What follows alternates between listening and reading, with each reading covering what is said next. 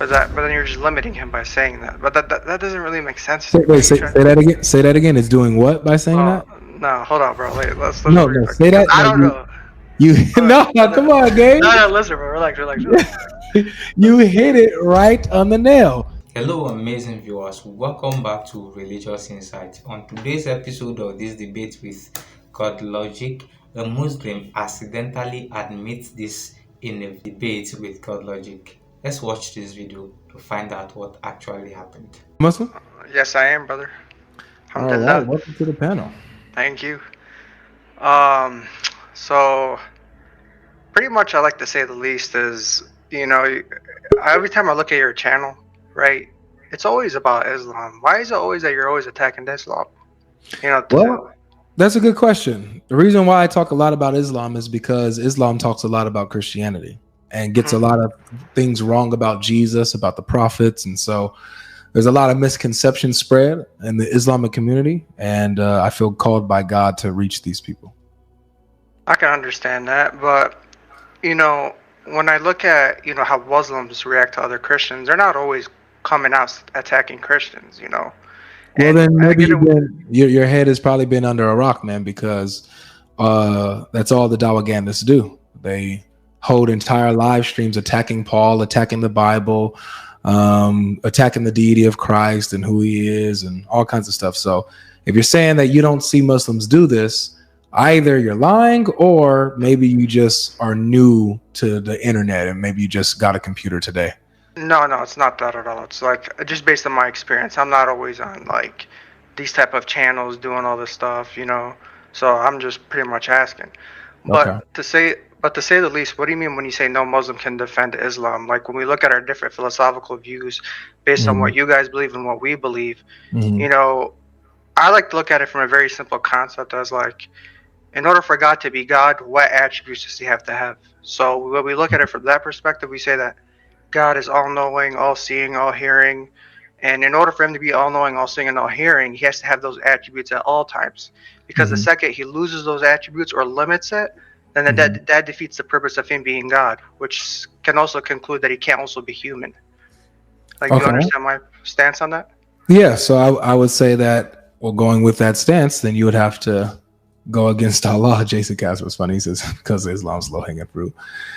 Allah in the Quran is shown to be dependent. He's shown that he would need help to do certain things. He depends on things outside of himself to do things.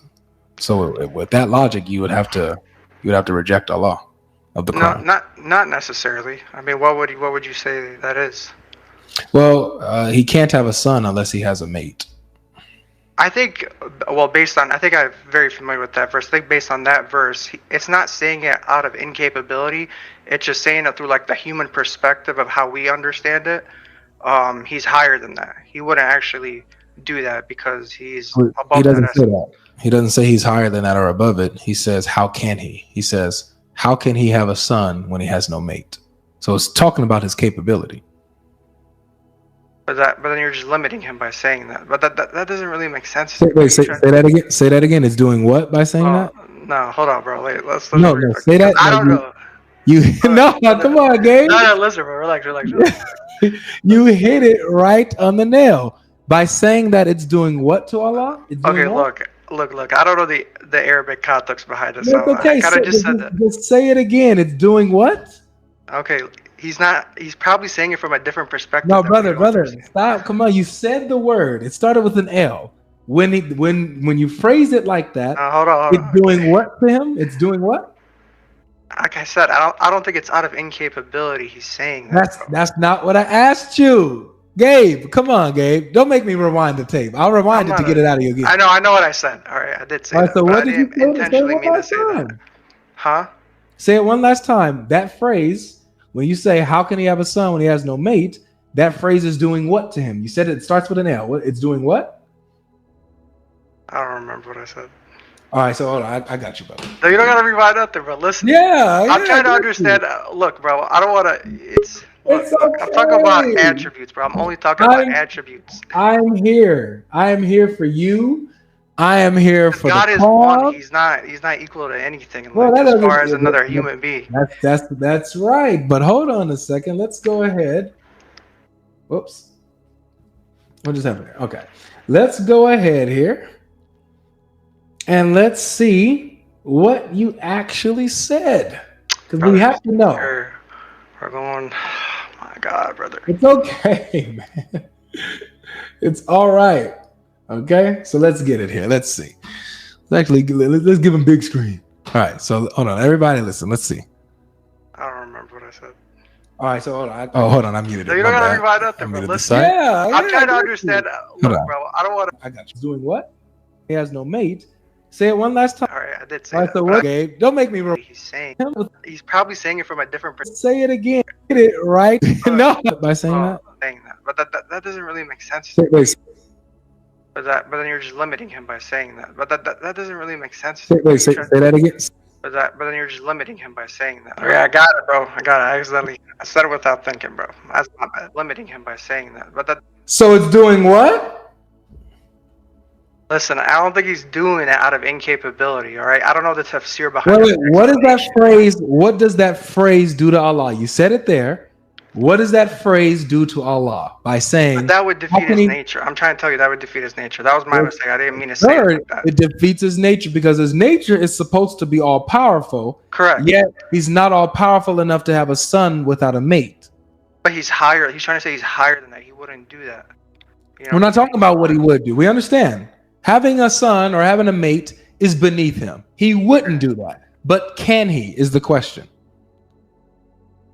I mean, God can do as he wills, but like I said, if he were to do that, that would pretty much defeat his nature. Because why would he need to create that? He can have a son only if he had a mate to have a son with, right? Not necessarily. Brother. I mean, kun fayakun, be as it is. Like, he can will. See, you're right. Kun fayakun, be and he is. If he wills it, he says be and boom. He can have a son, supposedly, theoretically, except you have where the Quran tells you, how can he have a son when he doesn't have a mate? Therefore, limiting him, making him not all powerful and dependent. So okay, but then that would be the same thing for your religion, bro. No, because in my religion, limited. Let me tell you, in my religion, God doesn't rely on anything outside of himself in order to have a son. Jesus is the begotten son of the Father, straight from the Father's essence. The Father didn't need a companion in order to have a son and have Jesus. No, by God's own very essence, his own nature, he generates and begets Jesus, the Son, eternally. He didn't need a mate, but Allah does. So which God is all powerful? I would still say Allah, because God doesn't have a mate at all. He's one in the essence. No, but what you're pretty much saying is that, like, if he were to have a son, that would be limiting him. That's what you're saying. Why are you making that face, bro? What's wrong with you, playing with me, Gabe? No, I'm not playing with you. I'm being serious, man. It's illogical to say God is a human being based on those attributes, because humans are limited. Sure. And would you agree that it's illogical to suggest that Allah would need a mate in order to have a son? That's illogical, right? Yes. So the Quran's illogical. No, I wouldn't. Listen, bro. The Quran's illogical. I'm talking about for your stance, bro. Because there's no contradictions in the Quran. Dude, my stance is your stance. Look, I agreed with you. I followed you that God has particular attributes, right, that make him God, right? Okay. And to fail in any of these attributes or characteristics, that wouldn't be God. Being all powerful and not being limited, being self-sufficient. These are some of the things you said, which I agree with, which is why I reject Allah as God, because he's not self-sufficient. He's dependent on other things. This was one of the examples. I mean, being self-sufficient is like you don't rely on food, you don't rely on water. Like, you're immortal. Being self-sufficient means that you rely on your own self. Okay. Right? You don't need anything outside of yourself for anything. You're self-sufficient. Okay, I agree. So, but Allah, he needs a mate, something outside of himself, in order to have a son, if he wanted to do that. So therefore, he's But not a Bible. that's the different doctrines that we have between each other. You know what I'm saying? That's why we don't agree on those two things. Agree on what two things? That God would never have a son because he's higher than that, like we I don't. established. But you believe that he would have a son. That's not what we're arguing, though. We're not. Forget the would he part first. Let me even grant you that he would never do that.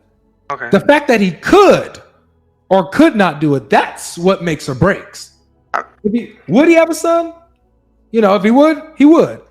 If he wouldn't, he wouldn't. That doesn't take away from him being self-sufficient or being God. What takes it away is whether he can or not, or if he would need help to do so or not. You get what I'm saying?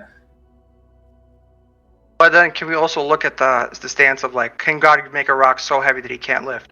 No, well, that's contradictory. That within itself. No, he would never. Yeah, but he would never do that because that. No, the answer is that he can't do that because God can't contradict himself. That would actually be a but lack. He would never do that. That's what I'm trying to say. He would never make a rock so heavy that he can't. Could he?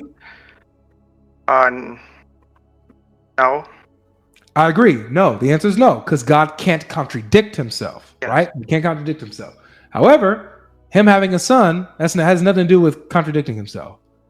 So even your Quran says that he could have a son if he wanted to. That's 39:4. He could have a son if he wanted to. He would choose something from his creation. However, he would need a mate to do it. Because I haven't read the entirety of the Quran. I'm gonna look into that so I'm gonna come back up here again soon. Fair enough.